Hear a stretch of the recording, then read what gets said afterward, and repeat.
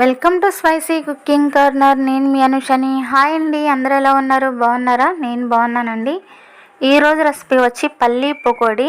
క్రిస్పీగా ఈజీగా మన ఇంట్లోనే చేసుకోవచ్చు. ముందుగా ఒక బౌల్ తీసుకోవాలి.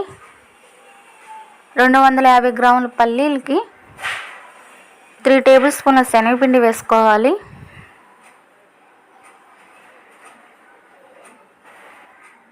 2 టేబుల్ స్పూన్ల బియ్యపిండి, 1 స్పూన్ కారం, టేస్ట్ సాల్ట్ మీకు సరిపడినంత, 1 స్పూన్ గరం మసాలా, 1.5 స్పూను అల్లం వెల్లుల్లి పేస్ట్. మొత్తం కలిసేలా కలుపుకోవాలండి. మసాలా అంతా అల్లం వెల్లుల్లి పేస్ట్ మొత్తం ఈ పిండికి కలిసేలా కలుపుకోవాలి. ఇప్పుడు కొన్ని వాటర్ వేసుకోవాలి. వాటర్ని ఒకేసారి వేయకోకుండా కొన్ని వాటర్ వేసుకొని ఈ పిండి మొత్తం కలిసేలా కలుపుకోవాలి. పిండి జోరు అవ్వకోకుండా కలుపుకోవాలండి.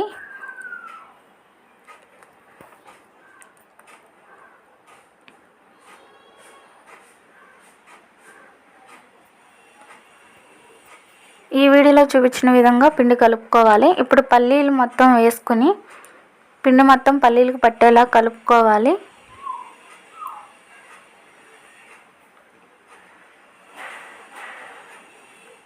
మీకు పిండి పల్లీలకు అంటుకోకుండా జారుతున్నట్టు అనిపిస్తే 1 స్పూన్ బియ్య పిండి వేసుకోవాలి.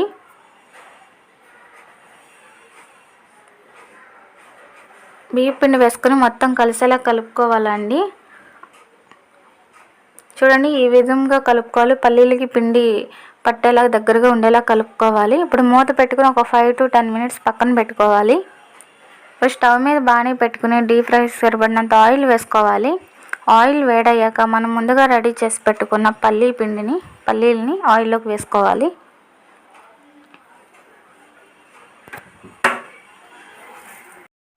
ఇలా పిండిని ఒక్కొక్కటిగా వేయకూడదండి. మనం పకోడీ పిండి ఎలా వేసుకుంటామో అదే విధంగా వేసుకోవాలి.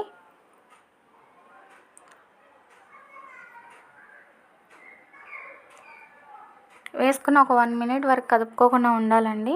ఇప్పుడు ఒకసారి మొత్తం కలిసేలా కలుపుకోవాలి. మనకి ఒకటిదానికి ఒకటి అంటుకున్నట్టు అనిపిస్తే కనుక ఇలా నేను వీడియోలో చూపిస్తున్న విధంగా బ్రేక్ చేసుకోవాలి.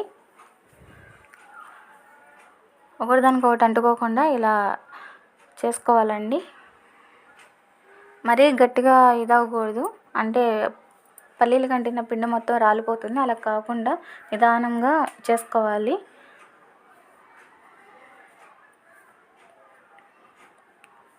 సిమ్లో పెట్టుకుని ఫ్రై చేసుకోవాలండి.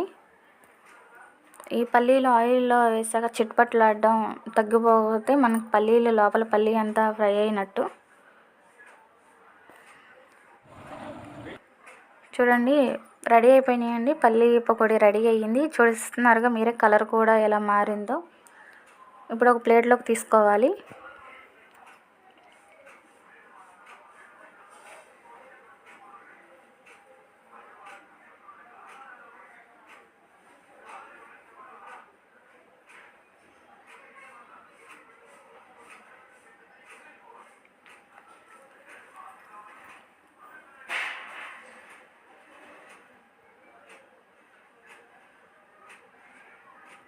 మిగిలిన పిండిని కూడా ఆయిల్లోకి వేసుకోవాలి.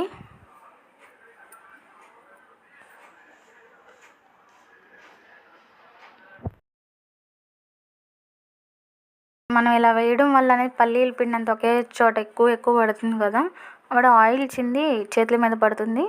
జాగ్రత్తగా వేసుకోవాలి.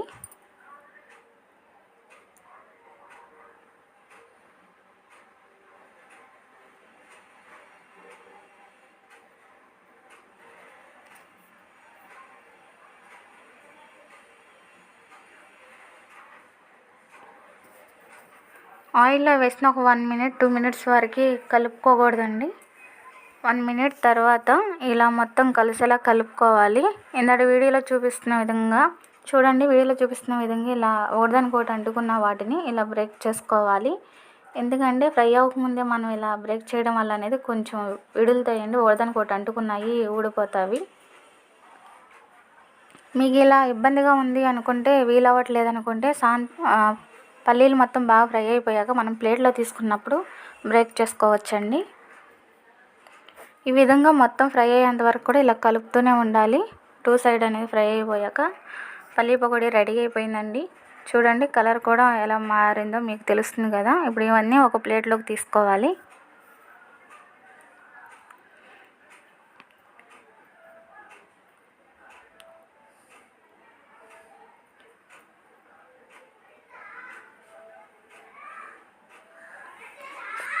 ఇదే ఆయిల్లోకండి కరివేపాకు తీసుకోవాలండి. కొంచెం కరివేపాకు తీసుకొని ఈ విధంగా జల్లెడ గట్టిలోకి వేసుకొని కరివేపాకు ఫ్రై అయ్యేలాగా ఒక 1 మినిట్ ఆయిల్లో ఫ్రై అయ్యేంత వరకు అలా కదుపుతూ ఉంచుకోవాలి, ఫ్రై చేసుకోవాలి.